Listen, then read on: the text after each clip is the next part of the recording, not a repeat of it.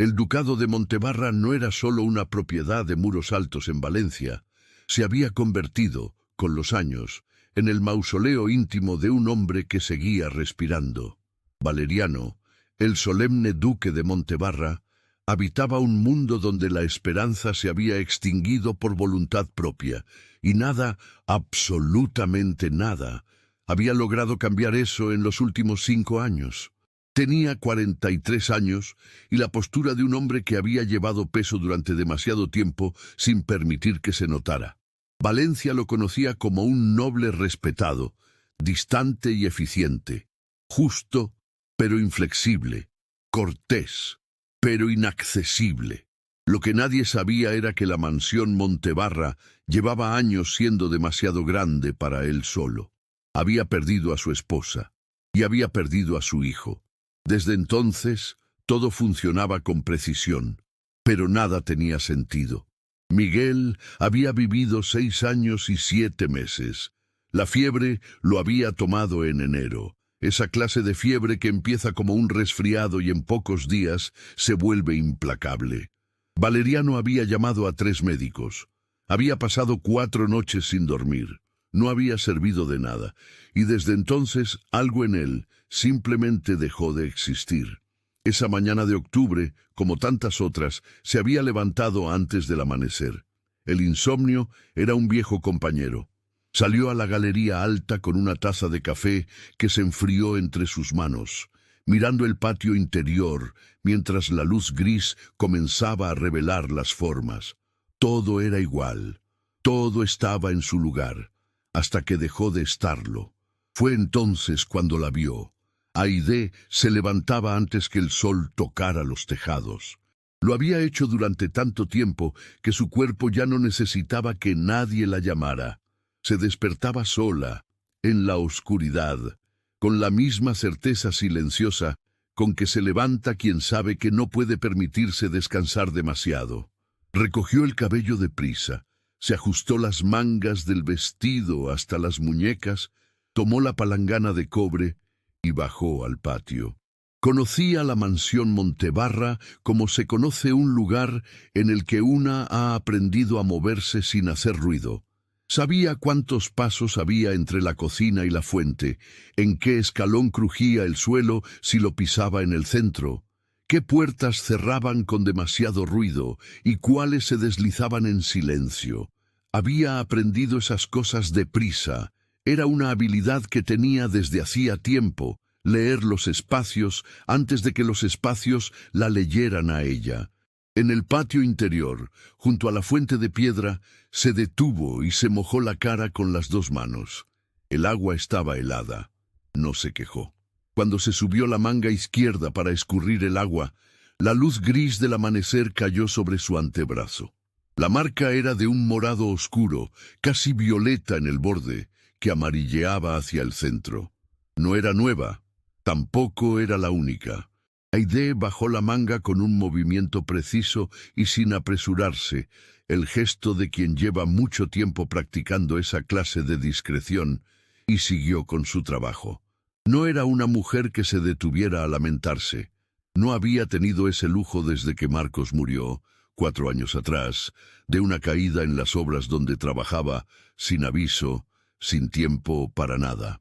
La había dejado con 29 años, un hijo de 2, ningún familiar cercano en Valencia y una deuda de alquiler que no podía pagar. Fue entonces cuando apareció Luis Carrasco, teniente de la Guardia Civil, conocido en el barrio, respetado en las calles. Le había conseguido trabajo en una casa decente, había hablado con el casero para aplazar la deuda. Había aparecido en los momentos precisos con la sonrisa precisa de quien ayuda sin pedir nada a cambio. Al principio, lo que vino después, Aide lo había resistido con la misma terquedad silenciosa con que resistía todo lo que amenazaba a Juan. Carrasco no era un hombre acostumbrado a que le dijeran que no, y menos una mujer sin nombre, sin dinero y sin nadie que la respaldara. Pero Aide le había dicho que no, de todas las maneras en que una mujer en su situación podía decirlo sin provocar algo peor. Y Carrasco, que era paciente cuando le convenía serlo, había decidido que el tiempo estaba de su lado. Las marcas en el brazo eran de la última vez que su paciencia se había agotado. Lo que Aide no sabía, en ese amanecer de octubre en el patio de la mansión Montebarra, era que no estaba sola. En la galería alta, detrás de uno de los ventanales emplomados del primer piso, el duque Valeriano de Montebarra la observaba. La había visto bajar la manga. No cambió de expresión, no se movió, pero algo en la postura de sus hombros se alteró. Una tensión mínima, casi imperceptible, como la que produce una pieza que no encaja donde debería. Valeriano era un hombre acostumbrado a leer situaciones.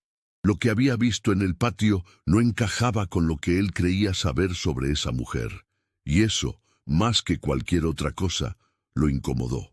Aide había llegado a la mansión Montebarra 12 días antes, con una mala pequeña, un niño de la mano y una recomendación escrita a mano por Teresa, una lavandera del barrio del Carmen, que conocía a la señora Prats desde hacía 20 años, y que había intercedido por ella con la discreción de quien hace un favor, sabiendo que no es pequeño. La señora Prats la había recibido en la entrada de servicio, una mujer de 60 años, espalda recta, mirada que medía sin ser cruel, y la había examinado durante un momento que a Aide le pareció más largo de lo que fue. «Teresa dice que es trabajadora y discreta», dijo la señora Prats, finalmente.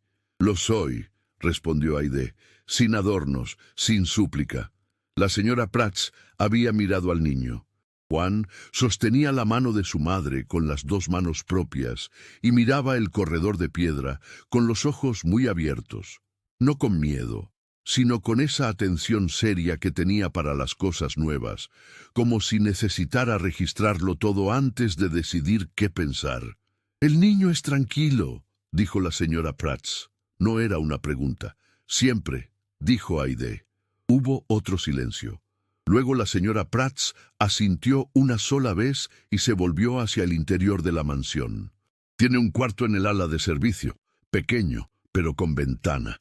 El niño puede quedarse con usted mientras sea discreto y no cause problemas». Una pausa. «El señor duque no gusta de los desórdenes». «No habrá desórdenes», dijo Aide, y no los hubo. Para Aide, la mansión Montebarra era antes que cualquier otra cosa. Un techo, no un hogar. Eso era demasiado pedir, y ella había aprendido a no pedir demasiado. Pero un techo sí. Un lugar donde Juan dormía en una cama limpia y comía 2 veces al día y podía jugar en el jardín interior por las tardes sin que ella tuviera que mirar constantemente por encima del hombro. Eso era suficiente. Eso era, en este momento de su vida, más que suficiente. Aprendió la mansión con la rapidez de quien necesita conocer un espacio para sentirse segura en él. Los pasillos, las escaleras, las puertas que crujían y las que no. Los horarios de cada criado, los ritmos de la cocina, lo que la señora Prats esperaba sin necesidad de pedirlo. En pocos días supo moverse por la casa con la precisión silenciosa de quien ya no necesita pensar en los pasos que da. El señor duque era una presencia que ella aprendió a registrar sin buscar. Lo veía de lejos, en su mayoría, cruzando el ala principal con ese paso uniforme que no se apresuraba nunca, sentado en el despacho con la puerta entreabierta, inclinado sobre documentos que revisaba con una concentración que parecía no dejar espacio para nada más, recibiendo visitas en el salón con una cortesía medida, precisa, la cortesía de alguien que conoce perfectamente las formas y las cumple sin que le cuesten nada porque hace tiempo que no le cuestan nada. Era un hombre difícil de leer. Aide lo había notado desde el primer día. No porque fuera hosco, no lo era. Era correcto con el servicio. Justo en sus instrucciones, nunca alzaba la voz. Pero había en él algo que ella reconoció sin saber exactamente qué era. Una especie de distancia interior que no tenía que ver con el carácter sino con algo que le había pasado. un peso que llevaba con demasiada habilidad, de la manera en que se lleva algo cuando ya se lleva tanto tiempo cargándolo que el cuerpo lo ha incorporado como parte de sí mismo. Ella conocía ese peso. Lo había visto en el espejo. No pensó más en ello. No era asunto suyo, y ella tenía suficiente con lo propio. Fue un miércoles por la tarde cuando el duque y Juan coincidieron por primera vez. Aide estaba en el jardín interior, el del ala oeste, con los limoneros que perdían las últimas hojas de octubre, limpiando la rodilla de Juan con un trapo húmedo. El niño se había caído persiguiendo una lagartija entre las piedras y llevaba 10 minutos intentando demostrar que no le dolía tanto como le dolía. «Si te quedas quieto, no duele», dijo Aide, así, como un soldado valiente. «¿Y los soldados valientes lloran?», preguntó Juan con la mandíbula apretada. «Los mejores. Sí, llorar no es de cobardes, Juan. Es de personas que sienten las cosas de verdad». El niño procesó eso con la gravedad de quien recibe una información que cambia algo. «¿Tú lloras?». Una pausa, tan breve que Juan no la notó. «A veces», dijo Aide, «cuando nadie me ve». Lo que ella no sabía era que alguien la veía. Valeriano había doblado el recodo del seto en silencio y se había detenido antes de que ninguno de los dos lo notara. Estaba inmóvil, con los documentos que llevaba al despacho olvidados en la mano, mirando la escena bajo el limonero, con una expresión que no habría sabido describir si alguien se la hubiera pedido.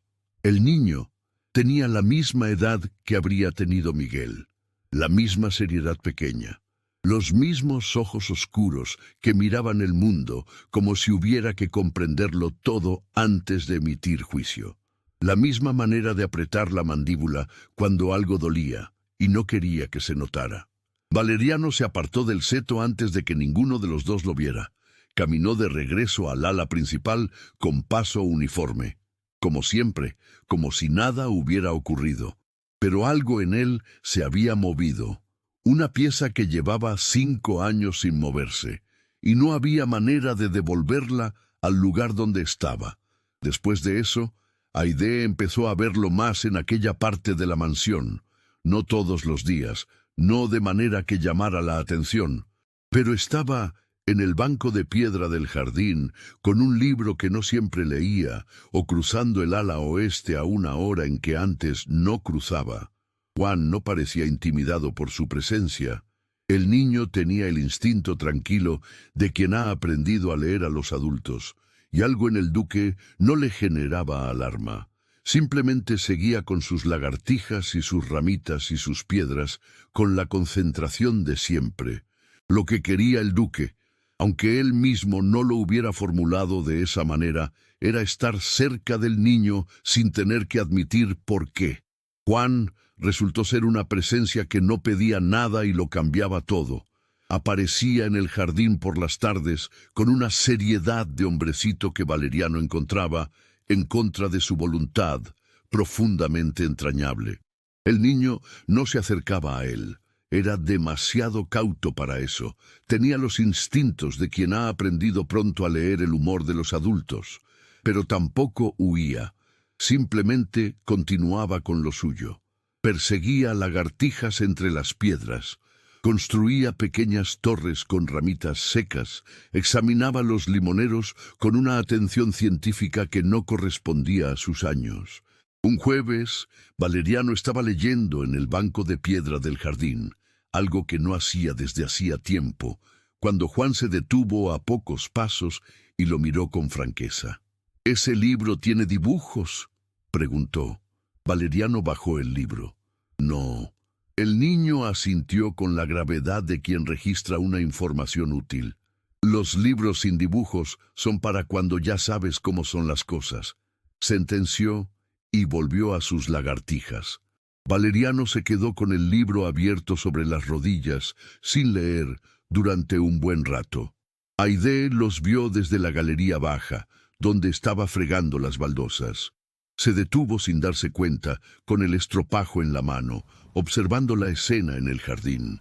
Había algo en la postura del duque que no reconocía. Era diferente de cómo lo había visto hasta entonces. Aquella rigidez de hombros que él llevaba como parte del traje parecía haberse aflojado ligeramente, como cuando un nudo se destensa sin llegar a deshacerse del todo. Seguía siendo un hombre cerrado. Eso no había cambiado. Pero en ese momento, con el libro olvidado sobre las rodillas y los ojos fijos en un niño que perseguía lagartijas, parecía menos lejos. Haydée apartó la vista y siguió fregando. No era asunto suyo lo que el duque sintiera o dejara de sentir. Su asunto era Juan y mantenerlo a salvo y no deberle nada a nadie que tuviera más poder que ella. Pero esa noche, cuando repasó el día antes de dormirse, el recuerdo de esa postura destensada volvió sin que ella lo hubiera invitado. Lo dejó pasar, no le dio nombre. Los días que siguieron construyeron algo que ninguno de los dos habría sabido describir con exactitud. No era amistad, no era confianza. Eso tardaría mucho más. Era algo más parecido a una costumbre compartida que había surgido sin que nadie la propusiera. Valeriano aparecía en el jardín a media tarde. Juan estaba allí. Haydée trabajaba cerca. Nadie hablaba de más. Nadie preguntaba lo que no debía preguntar, pero los dos adultos eran perfectamente conscientes de la presencia del otro. Él sabía en qué parte del jardín estaba ella sin necesidad de mirar. Había empezado a notarlo de esa manera involuntaria, el modo en que el oído registra un sonido antes de que la mente lo procese, el roce del delantal contra las piedras, el cubo que se apoyaba con cuidado para no hacer ruido, la voz baja con que le decía algo a Juan de vez en cuando, siempre sin alzarla, siempre con esa economía de palabras que él había empezado a asociar únicamente con ella. Ella, por su parte, había empezado a notar cosas que habría preferido no notar. La manera en que él sostenía el libro, con las dos manos, los pulgares sobre el borde inferior, cuando en realidad no estaba leyendo. La forma en que su voz cambiaba cuando le respondía a Juan. Perdía 2 o 3 grados de temperatura. Se volvía algo que no llegaba a ser calidez, pero se le acercaba. El modo en que, cuando ella pasaba cerca, él no la miraba directamente, pero tampoco miraba hacia otro lado con la indiferencia genuina de alguien que no ha registrado tu presencia. Lo registraba. Haydée estaba segura de eso. Y ese conocimiento era incómodo de una manera que ella no sabía dónde poner. Un viernes por la tarde, Haydée estaba recogiendo las herramientas del jardín cuando Juan corrió hacia ella con algo en la mano cerrada. «Mira, mamá», dijo, abriendo el puño. Era una piedra pequeña, casi perfectamente redonda, de un gris azulado que brillaba ligeramente en la luz de la tarde. «La encontré junto a la fuente», anunció con orgullo. «El señor duque dice que puede ser de río». Haydée levantó la vista. Valeriano estaba de pie a unos pocos pasos, con las manos detrás de la espalda, y en su expresión había algo que ella tardó un instante en identificar, porque no lo había visto antes en él. Era incomodidad. La incomodidad específica de alguien que acaba de hacer algo espontáneo y no sabe muy bien cómo justificarlo. «Las piedras redondeadas», dijo él, con una serenidad que costaba un esfuerzo evidente, «suelen venir arrastradas por el agua durante mucho tiempo. El río las pule». Hablaba con Juan, pero sus ojos se desviaron hacia Haydée un instante, solo uno, antes de volver al niño. Haydée sintió algo que no supo catalogar. Una especie de calor breve e inoportuno que empezó en el centro del pecho y se disolvió antes de que pudiera examinarlo. «Dale las gracias al señor duque», le dijo a Juan, con una voz perfectamente tranquila. «Gracias, señor duque», repitió Juan, cerrando el puño sobre la piedra con la seriedad de quien guarda un tesoro. Valeriano asintió. Se volvió hacia el interior de la mansión con paso uniforme. Haydée lo vio alejarse. La piedra, esa noche, apareció sobre la mesita junto a la cama de Juan, colocada con cuidado junto a una ramita seca y 2 botones que el niño también guardaba como si valieran algo. Haydée La miró un momento antes de apagar la vela. Luego apagó la vela y no pensó más en ello. O eso se dijo. Hubo después una semana en que algo en el aire de la mansión cambió de temperatura sin que nadie lo anunciara. Valeriano se volvió más frío, no con crueldad, sino con la frialdad deliberada de quien cierra una ventana antes de que entre la tormenta. Reducía el tiempo en el jardín, respondía con la cortesía justa y nada más. Aide interpretó el cambio de la única manera que le parecía segura. Bien, se dijo, así es como debe ser, y casi lo creía. Lo que sí era asunto suyo, aunque habría preferido que no lo fuera, era lo que ocurrió un jueves por la mañana. Aide estaba tendiendo ropa en el patio trasero cuando la manga del vestido se deslizó más de lo que debía. No había nadie cerca, o eso creyó. Bajó la manga con el movimiento rápido y preciso de siempre, recogió la ropa y siguió. Lo que no vio fue que el duque Valeriano cruzaba en ese momento el corredor interior que daba al patio, y que a través del ventanal emplomado había visto lo que ella había visto en el patio al amanecer, semanas atrás, con la misma claridad y el mismo resultado. Una pieza que no encajaba. Valeriano continuó por el corredor sin detenerse. Pero esa tarde, sentado en el despacho con los documentos de la semana extendidos sobre el escritorio, descubrió que llevaba un tiempo que no sabía medir mirando el mismo párrafo sin leerlo. Las marcas no eran de trabajo, no eran accidentales. Tenían la forma específica de algo que alguien había hecho, con la antigüedad de algo que no era la primera vez. No es asunto mío, se dijo. Cerró los documentos, los abrió de nuevo, los cerró otra vez. Fue un miércoles por la noche cuando Juan empezó a toser. Al principio no era nada, esa tos seca de los niños que han corrido demasiado en el frío de octubre y que desaparece sola con una noche de sueño. Aide lo arropó, le dio agua, apagó la vela y se dijo que por la mañana estaría bien. No estaba bien por la mañana. La fiebre había llegado entrada la madrugada. Aide la notó cuando el niño se movió inquieto y ella le puso la mano en la frente y sintió el calor que no debería estar ahí. Se levantó de golpe, buscó el paño, el agua fría, hizo todo lo que sabía hacer, que no era poco, había aprendido a arreglársela sola en casi todo. Pero la fiebre no cedía. Y Juan cada vez que despertaba miraba con esos ojos brillantes y desorientados que tienen los niños cuando el cuerpo les falla. Y Aide sintió lo que siempre sentía en esos momentos. Ese miedo específico de las madres que no tiene nombre porque es demasiado antiguo para necesitar uno. Fue a buscar más agua al corredor y se encontró con Valeriano. Él también estaba despierto. Sus insomnios eran viejos compañeros y había escuchado el movimiento en el ala de servicio. Estaba en el corredor con una vela en la mano, en mangas de camisa, con la expresión de quien ha salido sin pensar demasiado en lo que encontraría. El niño, dijo Aide. No era una explicación, era todo lo que había. Valeriano la miró un instante, luego miró hacia la puerta del cuarto de Juan. ¿Cuánto tiempo lleva con fiebre? Desde medianoche. No baja. Él no dijo nada más. Entró al cuarto. Aide lo siguió sin saber muy bien qué otra cosa hacer. Valeriano se acercó a la cama con la vela en alto y miró al niño durante un momento. La respiración agitada, el cabello pegado a la frente por el sudor, la mano pequeña aferrada a la manta con esa tensión involuntaria que tienen los niños cuando el cuerpo lucha contra algo. Algo en su expresión cambió, no de manera dramática, solo una tensión mínima alrededor de los ojos, el tipo de tensión que produce ver algo que duele y que sin embargo no se puede dejar de mirar.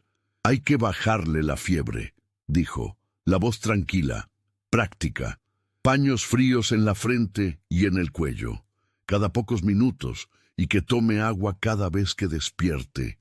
Y se quedó. No lo anunció, no explicó por qué. Simplemente tomó la silla del rincón, la acercó a la cama y se sentó. con esa misma calma con que hacía todo, como si estar ahí a las 2 de la mañana en el cuarto de una criada fuera la cosa más natural del mundo. Aide tardó un momento en reaccionar. Luego fue por el agua. Trabajaron en silencio durante horas, ella mojando el paño, él sosteniéndolo en la frente del niño cuando los brazos de ella necesitaban descansar, los dos atentos a cada variación en la respiración de Juan, con esa concentración tensa y silenciosa de quien sabe exactamente lo que está en juego. No había jerarquía a esa hora, no había señor duque ni criada. Había solo dos adultos con miedo del mismo resultado, haciendo lo único que podían hacer, esperar y no rendirse. Juan despertó 2 veces, la primera desorientado, con esos ojos brillantes que tienen los niños cuando la fiebre los confunde. Aide le habló en voz muy baja, le dio agua, le acomodó el cabello húmedo con la palma de la mano. La segunda vez el niño abrió los ojos, miró a Valeriano sentado junto a su cama y no dijo nada. Solo volvió a cerrarlos con la confianza simple e irrazonada de los niños que aún no han aprendido a desconfiar de todo. Valeriano sintió ese peso pequeño en algún lugar que llevaba tiempo sin sentir nada. La fiebre se dio poco antes del amanecer. Él puso el dorso de la mano en la frente de Juan y sintió que el calor había cambiado. Ya no era esa sequedad intensa de medianoche, sino algo más tibio, más ordinario. La respiración del niño se había vuelto lenta y regular. «Está bajando», dijo. Aide levantó la vista desde el otro lado de la cama. No dijo nada, pero algo en ella se soltó de golpe. Una tensión que había llevado durante horas entera y silenciosa, sin que nadie se lo pidiera. Valeriano se levantó y salió al corredor. Se apoyó contra la pared y cerró los ojos. «Gracias a Dios», dijo en voz baja. Un momento después, los pasos leves de Aide detrás de él. Aide no habló, pero él supo que lo escuchaba, y siguió.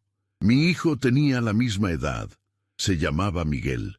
La fiebre lo tomó en enero. 4 noches. Llamé a 3 médicos. Una pausa larga. No sirvió de nada. Me quedé junto a su cama mucho después de que todo terminó. No supe cómo levantarme. Silencio. Aide no dijo nada, pero no se fue. Valeriano abrió los ojos. Aide estaba a menos de un paso. Estaba mirándolo, no con lástima. Eso él lo habría cerrado de inmediato. Era otra cosa. Era el reconocimiento directo, sin adorno, de alguien que sabe exactamente de qué peso se está hablando porque ha cargado uno parecido. Él no apartó la vista, tampoco ella. Fue un momento breve, o quizás no tan breve. Era difícil medirlo a esa hora, con el cansancio de la noche encima y la vela casi consumida dentro del cuarto. Lo que Valeriano supo, con una claridad que no había esperado, fue que esa mujer lo estaba viendo, no al duque de Montebarra, no al empleador, a él, al hombre que no había sabido levantarse de una silla 5 años atrás y que todavía, en ciertos amaneceres, sentía el peso de esa noche como si no hubiera pasado el tiempo suficiente. Entonces, Aide puso la mano sobre la suya. No fue un gesto largo, fue exactamente tan breve como tenía que ser, el tiempo de decir algo que no tiene palabras, y nada más. Pero era una mano real, cálida, con el peso específico de alguien que no da lo que no tiene y que cuando da algo, lo da de verdad. Luego la retiró, y sin decir nada, sin mirarlo de nuevo, volvió al cuarto. Valeriano permaneció en el corredor, la pared fría detrás de él, la oscuridad del pasillo, el silencio de la mansión entera, que a esa hora parecía contener la respiración. Tardó un momento en moverse, no porque no supiera a dónde ir, sino porque necesitó ese instante para volver a ser el hombre que administraba las cosas con precisión fría y no esperaba nada de los días. Luego se apartó de la pared y volvió junto al niño, que dormía ajeno a todo, con la respiración lenta y el color volviendo despacio a las mejillas. Por la mañana, la mansión Montebarra recuperó sus formas. Valeriano estaba en el despacho antes de las 8. Aide fregaba las baldosas de la galería baja. Juan dormía con la fiebre ya ida, todo igual que antes, excepto que no era igual, y los dos lo sabían, aunque ninguno de los dos lo dijera, ni ese día, ni los días que siguieron. Había cosas que no necesitaban ser nombradas para existir, y había cosas que, una vez ocurridas, no tenían manera de dejar de haber ocurrido. Eso era suficiente. Por ahora, eso era suficiente. Luis Carrasco llegó a la mansión Montebarra un lunes por la mañana.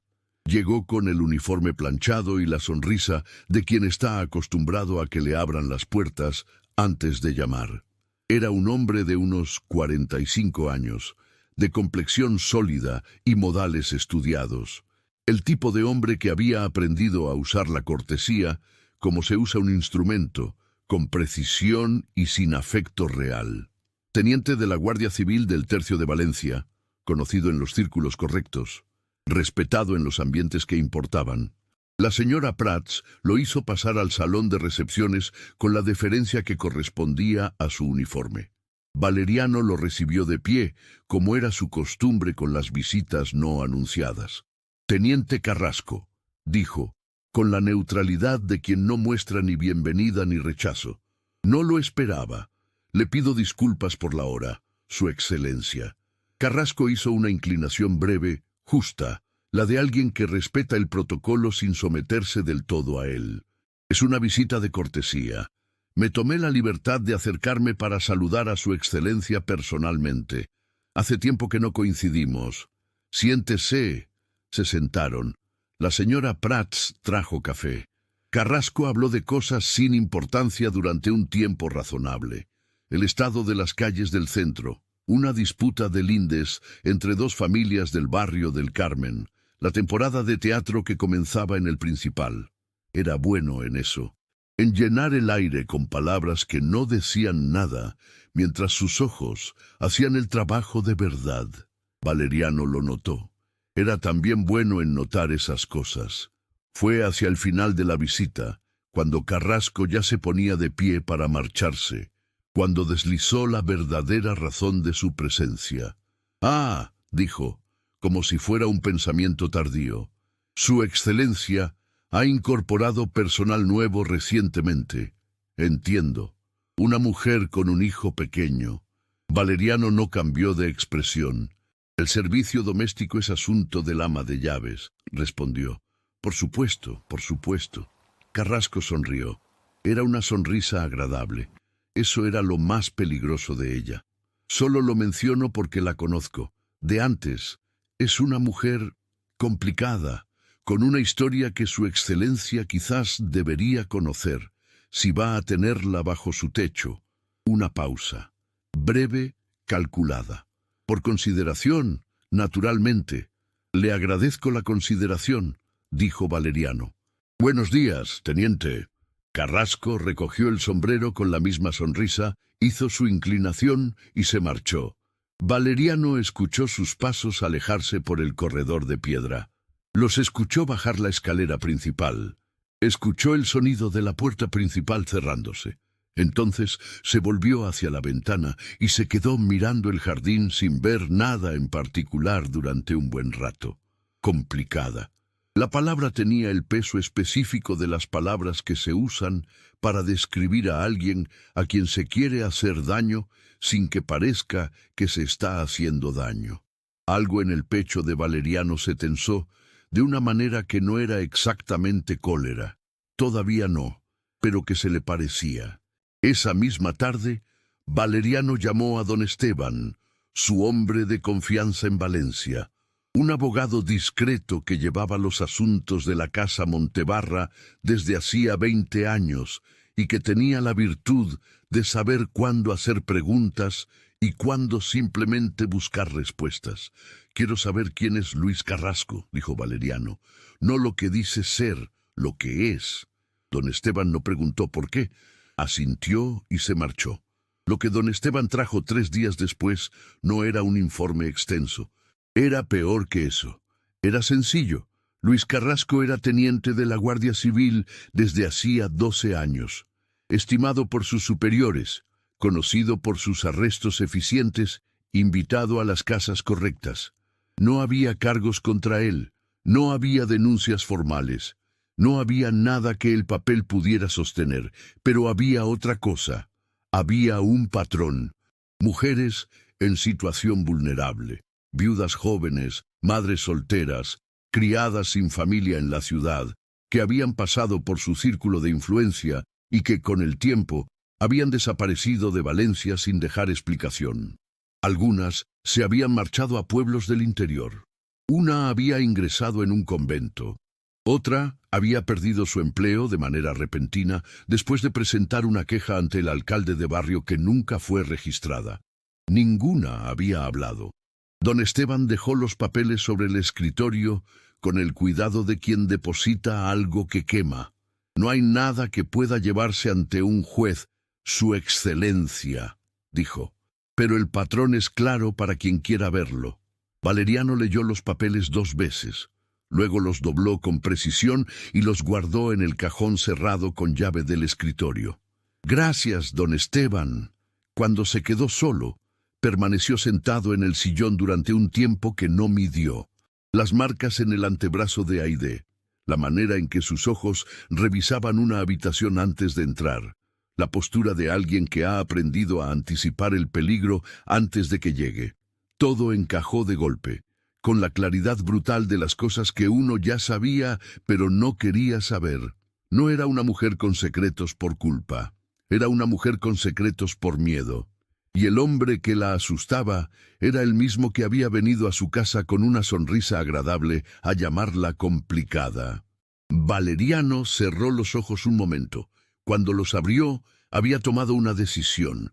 No la anunció, no la escribió, simplemente la tomó, con la misma quietud con que tomaba todas las decisiones que importaban de verdad. Luis Carrasco no volvería a acercarse a esa mujer, no mientras ella estuviera bajo el techo de la casa Montebarra.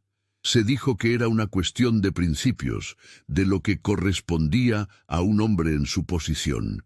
Lo que Valeriano no esperaba era que Aide no necesitara que nadie la protegiera de la manera en que él había imaginado.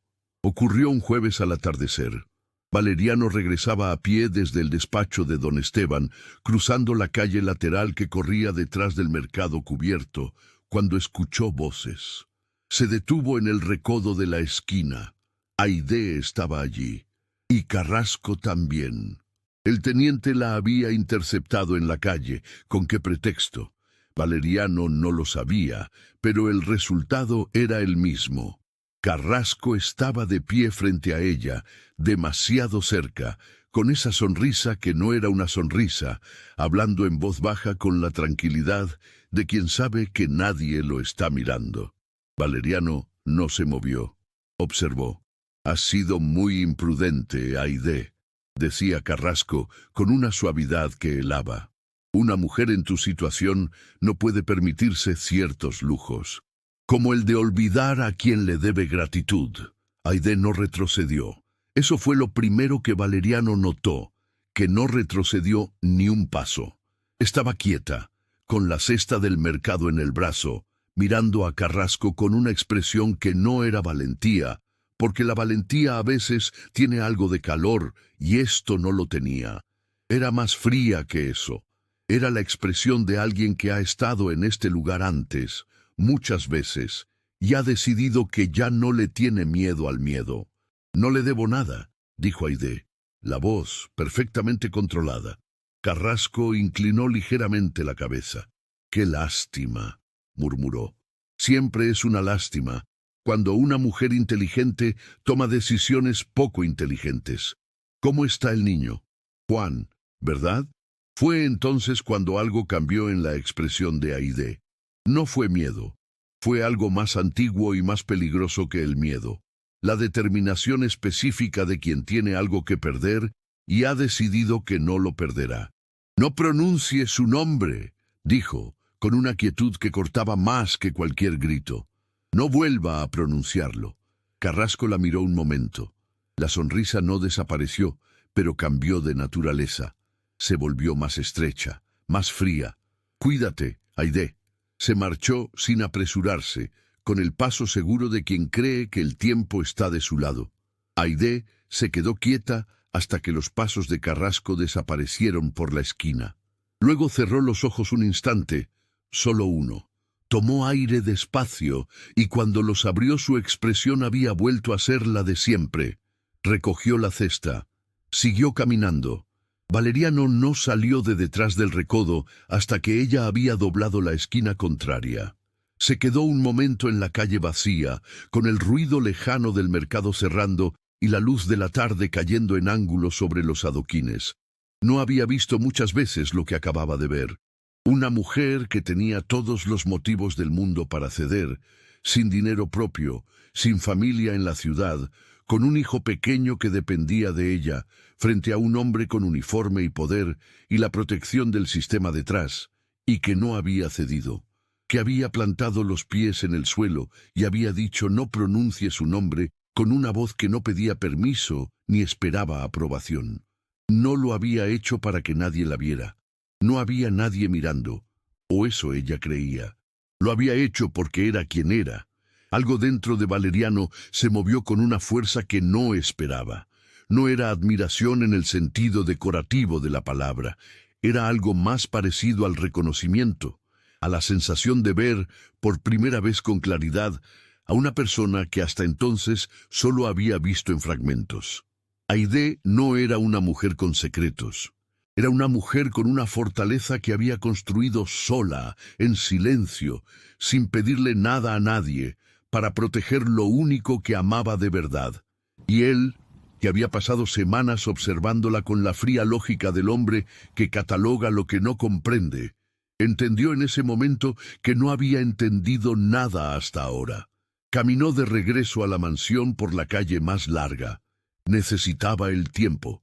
Esa noche, sentado en el despacho con los papeles de don Esteban guardados bajo llave y el sonido de Valencia apagándose afuera, Valeriano se dijo por última vez, con una convicción que ya empezaba a sonarle hueca, que todo aquello era por el niño, que la protegía por el niño, que lo que sentía no era otra cosa que el peso justo de la responsabilidad.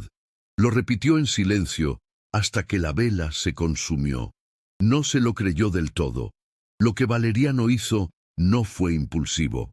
Lo pensó durante 2 días con la misma frialdad con que pensaba cualquier decisión que tuviera consecuencias reales. Pesó lo que arriesgaba, y era considerable. Un duque que intercede personalmente por una criada frente al mando de la Guardia Civil no lo hace sin que nadie lo note. Los círculos sociales de Valencia eran pequeños y la memoria larga. Lo pensó, y lo hizo igual. Pidió audiencia con el coronel Medrano, jefe del tercio de Valencia, con quien había coincidido en 2 o 3 ocasiones en los ambientes correctos. Era un hombre pragmático, el tipo de hombre que entiende las cosas sin necesidad de que se las expliquen del todo. Valeriano llegó a la reunión con los papeles de don Esteban bajo el brazo. No los mostró todos, mostró los suficientes. El teniente Carrasco, dijo con la calma de quien habla del tiempo, ha estado visitando mi propiedad sin invitación y acercándose a mi personal en la vía pública. Entiendo que un hombre en su posición tiene muchas ocupaciones. Le agradecería que entre ellas no estuviera la de frecuentar las inmediaciones de la Casa Montebarra. El coronel Medrano miró los papeles. Luego miró a Valeriano. Entiendo, Su Excelencia. Bien. Valeriano recogió los papeles y se puso de pie. Buenos días, coronel. No hubo más conversación. No hacía falta. Lo que Valeriano sabía, al salir a la calle con la luz fría de noviembre sobre los adoquines, era que aquello tendría un precio, no inmediato. Carrasco era demasiado cuidadoso para una reacción directa, pero el precio llegaría, de una forma u otra, en algún momento. En forma de murmullo en el casino, de mirada sostenida demasiado tiempo en el teatro, de pregunta que nadie haría en voz alta, pero que circularía en voz baja. ¿Por qué se interesa el duque de Montebarra por una criada? Lo sabía, y lo había hecho igual. Caminó de regreso a la mansión sin apresurarse. Aide lo supo por la señora Prats, que lo supo por el portero, que lo había escuchado comentar al cochero de don Esteban. Carrasco no había vuelto, y no volvería. Se quedó quieta en la cocina cuando la señora Prats se lo dijo, con las manos sobre la mesa y los ojos fijos en un punto del mantel que no veía. La señora Prats no añadió nada más. Era una mujer que sabía cuándo el silencio era más útil que las palabras, y salió. Aide tardó un momento en levantarse. Hacía 4 años que nadie hacía algo así por ella. Desde que Marcos murió, había aprendido que el mundo no se detenía por una mujer sola, que la protección era algo que una conseguía para sí misma o no conseguía de ninguna otra manera. Y sin embargo, ahí estaba ese hecho sencillo e imposible de ignorar. Alguien había interpuesto su nombre entre ella y el peligro. Sin pedirle nada, sin anunciarlo, fue a buscarlo al despacho. La puerta estaba entreabierta, como casi siempre, y ella llamó con los nudillos antes de entrar. Valeriano estaba de pie frente a la ventana.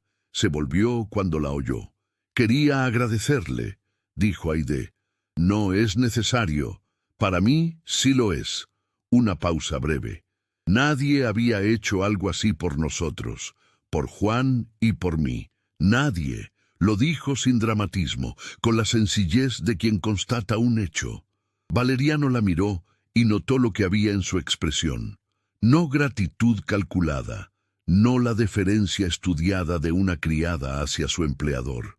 Era el descanso visible de alguien que ha llevado un peso solo durante demasiado tiempo y por primera vez siente que no tiene que seguir cargándolo sola. Algo en él respondió a eso con una fuerza que no esperaba. «¿Cómo está Juan?», preguntó, porque necesitaba un momento antes de decir lo que había empezado a formarse en él. «Bien», una sombra de sonrisa. «Esta mañana me explicó que las lagartijas no tienen frío porque su sangre es distinta a la nuestra». Valeriano no respondió de inmediato. Miró hacia el jardín por la ventana, donde la luz de noviembre doraba las últimas hojas de los limoneros. «Es observador», dijo en voz baja. «Siempre lo ha sido». Silencio. Pero no el silencio vacío. El otro, el que tiene peso y temperatura. «La gente hablará», dijo Aide, con una quietud que no era rechazo, pero sí era honestidad. «Ya estará hablando». Un hombre en su posición que intercede por una criada ante la Guardia Civil. Eso no pasa desapercibido en Valencia. «Lo sé», dijo él, «y no le importa». «Me importa menos que la alternativa», respondió Valeriano, con una calma que no dejaba espacio para la duda. Aide frunció levemente el ceño, no con disgusto, sino con la expresión de quien intenta comprender algo que no termina de encajar.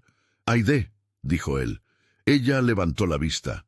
«Lo que hice con Carrasco no lo hice solo por el niño». Aide no dijo nada. Lo miró con esa manera suya, directa, sin adorno, sin prisa. «Me lo dije muchas veces», continuó él, «que era por Juan, que era lo correcto, que era lo que correspondía a un hombre en mi posición». Una pausa. «Me lo creí durante un tiempo, luego dejé de creerlo». Valeriano cruzó la distancia que los separaba, despacio, sin apresurarse, y se detuvo frente a ella, cerca, lo suficientemente cerca para que ella pudiera ver en su rostro lo que él no había dejado ver en meses. «He perdido a mi hijo», dijo. «He perdido a mi esposa. He pasado 5 años administrando una casa que funcionaba perfectamente y que no tenía ningún sentido». La voz, uniforme hasta ese momento, bajó un grado. «Sé lo que es perder, sé lo que es vivir sin rumbo, sin motivo real para levantarse, y sé con la misma certeza que ningún prestigio social vale más que tener una razón para seguir». Aide lo miraba sin moverse. «Tú y Juan me devolvieron algo que yo no sabía que todavía podía perderse», continuó. «No lo busqué, no lo pedí, pero está ahí y ya no tengo voluntad de seguir ignorándolo». Un silencio. «Puede que esté confundiendo los sentimientos», dijo Aide en voz baja. No era una acusación, era una pregunta honesta, de alguien que cuida demasiado como para no hacerla. Juan tiene la misma edad que tenía Miguel. Puede que lo que siente sea por él, no por mí. Valeriano negó con la cabeza. Despacio, con una seguridad que no tenía nada de impulsivo. Nada ni nadie reemplazará a Miguel. Eso no cambia ni cambiará jamás. Una pausa. Pero lo que siento por ti no viene de él, viene de ti. De la manera en que lees una habitación antes de entrar, de la manera en que le hablas a Juan, sin mentirle, sin protegerlo de más, de la manera en que miraste a Carrasco en esa calle y no retrocediste ni un paso. Su voz bajó todavía más. Tu fuerza me conquistó antes de que yo lo notara, tu dignidad, la inteligencia con que navegas un mundo que no te ha dado ninguna ventaja. Te vi durante semanas sin querer ver, y cuando finalmente miré, ya era demasiado tarde. Aide tenía los ojos fijos en él. Algo en ella, esa compostura tan perfecta, tan trabajada, tan necesaria, se aflojó apenas, solo un poco, lo suficiente. Yo también sentí algo, dijo, con la honestidad simple de quien decide, por primera vez en mucho tiempo, no protegerse de la verdad. Desde la noche de la fiebre, cuando usted se quedó, cuando supe que había alguien que cuidaba de Juan, además de mí. Una pausa pequeña. Hacía 4 años que no tenía eso. Desde que Marcos murió, Valeriano no dijo nada, la dejó hablar. Me asusté, continuó Aide. Me asusté porque no puedo permitirme equivocarme. No tengo margen para equivocarme. Con Juan de por medio. Una pausa. Y porque usted es quien es, y yo soy quien soy. Eso no cambia porque usted lo decida, ni porque yo lo desee. No te pido que lo ignore, dijo él. Es que no puedo ignorarlo. La voz de Aide era tranquila, pero tenía el peso de algo que había pensado muchas veces en silencio. Usted tiene un nombre, una posición, gente que lo observa y que habla.